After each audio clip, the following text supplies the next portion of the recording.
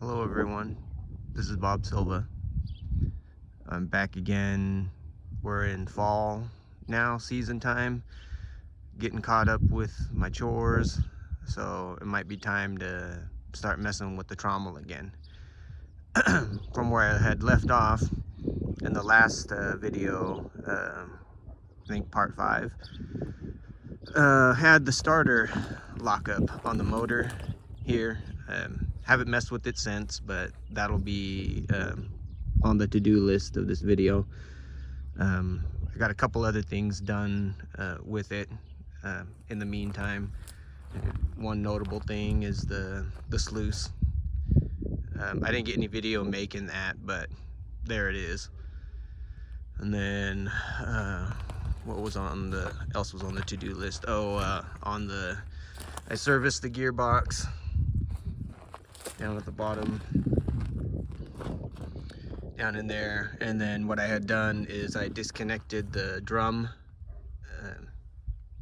the chain drive for the drum, so I can do some more testing on the water pump, because I got some pretty good info from a good friend of mine, brought to light of what the pump actually is. It was a brake Bendix that's been converted, which is cool.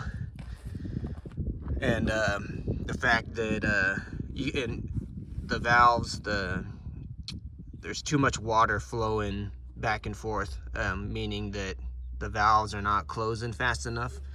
So it's just, the suggestion was to put a spring type ball valve, which I have, and that'll be another thing that I'm going to be fitting on here.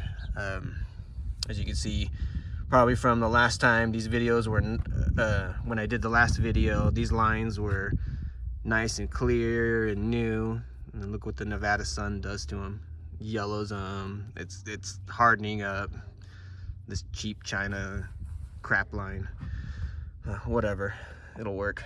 So anyhow, yeah, here's the trommel side, or the sluice side. I just rigged up some chains. I'll probably get different chains so there's a little bit more adjustability, but yeah. Okay, so enough of the intro here. I will get to work on the motor,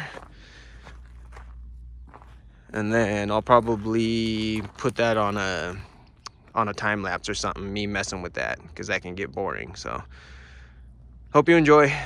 See you in a bit.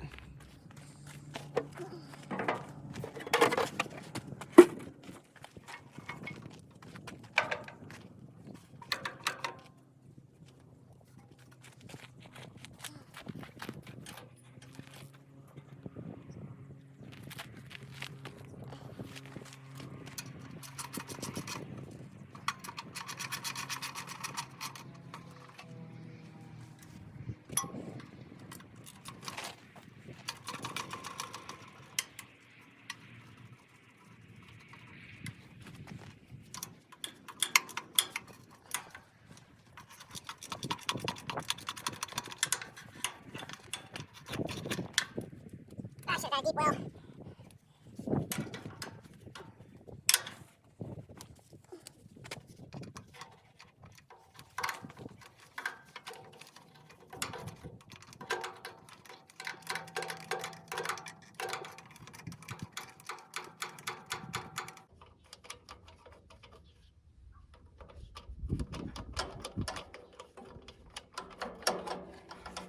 Got it.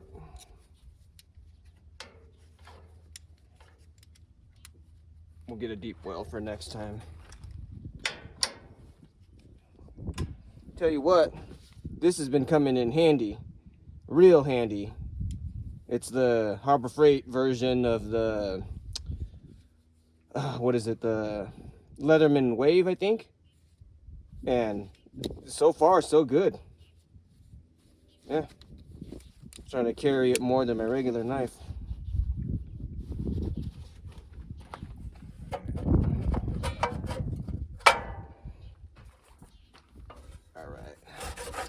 This is still okay. This is the problem part.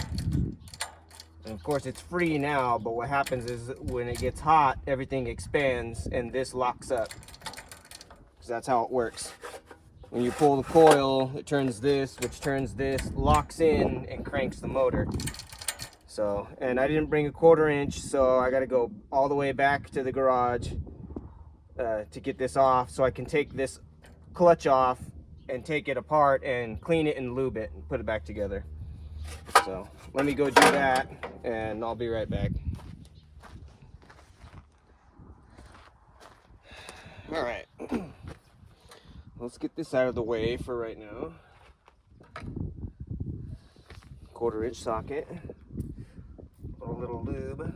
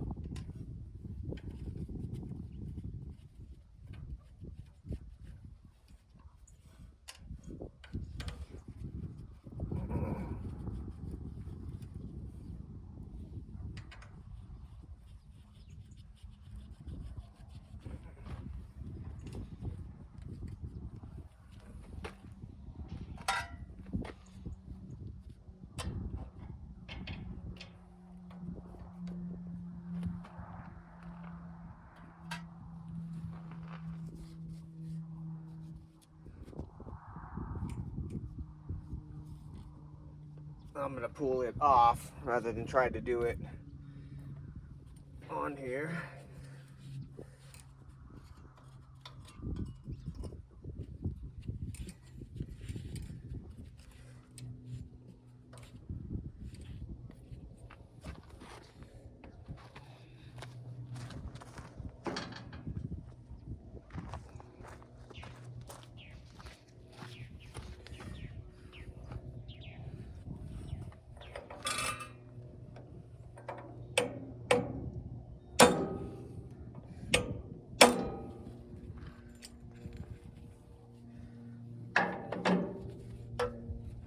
It already wants to come apart when I don't want it to.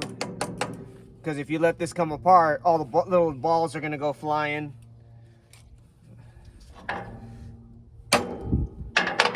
They make a special tool to grab this and take it off, but this is the poor man. You use a brass drift and a hammer. That's how we've always done it. These bosses on here are so thick on the big ones. You don't really want to strike it on the smaller one, but on the larger one, it's all right. There it goes. Up, a couple more.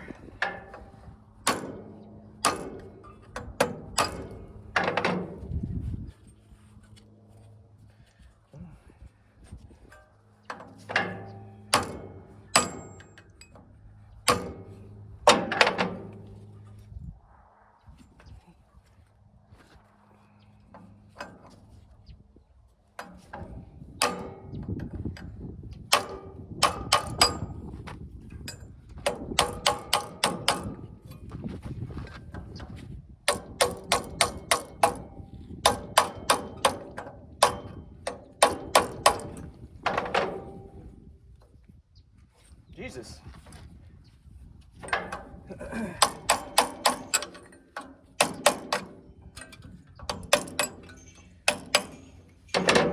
All right, that should be loose. Yep, there we go.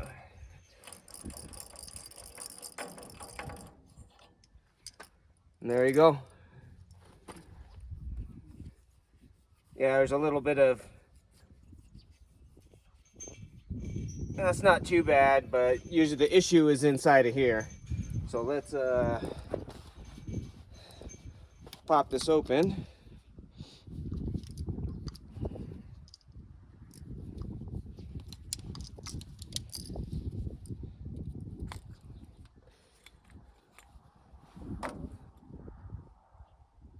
Pop this cover off. And of course it's dry, the seal's gone. This thing is probably older than I am. But if you can see, let me try to get it in here without spilling the balls so you could see. But that's how it works. It's just when you turn it, these balls fall into and they get stuck, they jam in there. And if it can turn one way, they all fall out of place. But if you turn it, they all jam, and that's what gets everything rotating. All right, so now that I got this off, I'm gonna get it cleaned up, lubed, and put back together. If you notice one thing, see the little hole right here? That's an oiling hole, because on the inside, which you probably can't really see, there's a felt pad in there which absorbs the motor oil that keeps this assembly lubed up so it doesn't jam up. So, and it's probably bone dry, and that's probably why it seized. So let me get it cleaned up, put back together, and I'll move on to the next step. All right, everyone, back, and I got all the mods that I was gonna do for this testing done. So motor's all put back together, cleaned and lubed, clutch lubed. What you didn't see was me changing the pulleys. I flipped the pulley, cleaned and flipped it on the motor side, and then actually put on a smaller pulley on the input side to increase speed a little bit more. So what came off of it was this 6-inch, and then I went down to a 4.5, I believe that is. So we'll see how that works out. And then on the pump side, a spring type ball valve instead of a flapper style. I figured the flapper style, gravity and the water is helping keeping it closed in this case. So we'll leave it for now. We might change it later, but for now we'll just leave it, because they're not exactly cheap, the brass valves. So everything's connected.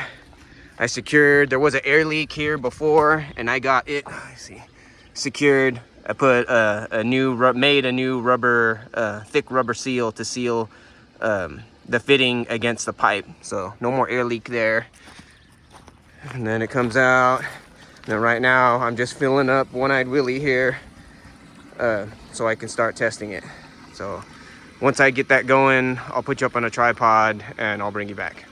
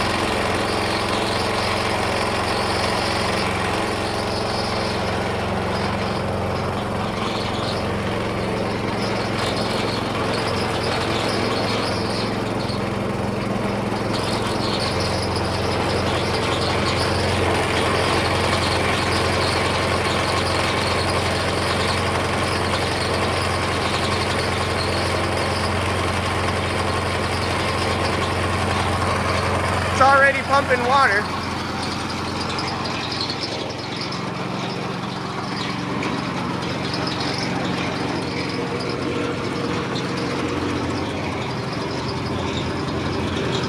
Not quite enough yet.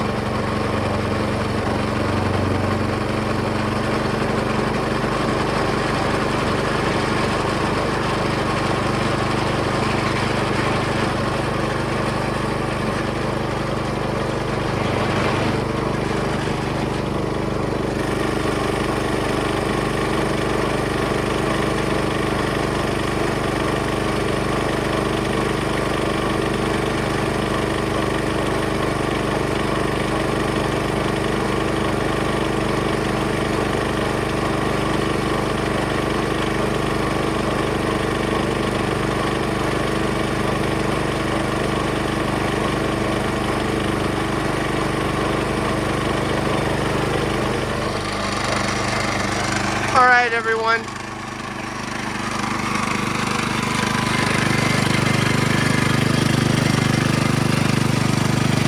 I got it spinning pretty fast. And it's hard. I got it spinning pretty fast and it's hardly pumping any water. So I think speed, as far as the oscillation, the faster it goes, the worse it gets. So now I'm gonna try slowing it down. Because going faster is clearly worse. I'm getting less flow. All right, so let me get this adjusted and then I'll bring you back. All right, everyone. Hopefully you can hear me over this noisy machine, but put on the larger pulley. So now it's spinning way slower. Now I got water in the chute. And it's more consistent. It's not so pulsy. So I think if I slow it down just a little bit more so we can get more water on the pool stroke, we might be doing all right. The next thing will be to upgrade this from 3/4 to 1 inch, so full 1 inch. I might have to do that. We got water in the box now. All right, let me shut this down.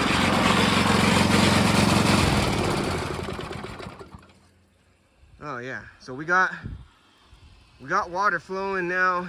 It's flowing through. We just need just a little bit more. So, all right, I think I'm gonna end this one here so the video doesn't get too long. It's starting to get cold, so I can shut this down and clean up. But I know I don't have a larger pulley than the one I took off, and I believe that is a 6-inch.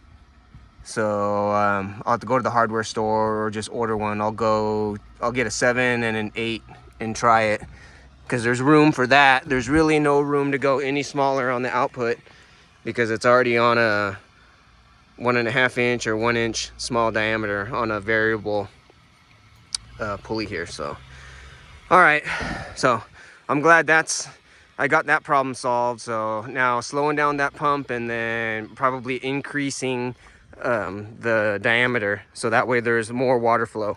Because if I slow the stroke down, it's going to get more water, but it's not going to pump it any faster. So I just gotta, I'll just get because that definitely did help. Thank you, Ben. If you're watching this, I love you, buddy. Putting in the ball spring style check valve helped out like way whole bunch more. And I can still hear this one kind of clicking, so maybe it's still not closing fast enough. So I'll change it too. I'll just get another one of these and put them both, because I'll change this to 1 inch. It means I'm going to have to take this apart again, but whatever. So all right, everyone, hope you enjoyed. Sun setting here. All right, it's getting cold. As that sun goes below that horizon, man, it gets freezing out here. So all right, hope everyone enjoyed. I'll see you on the next one.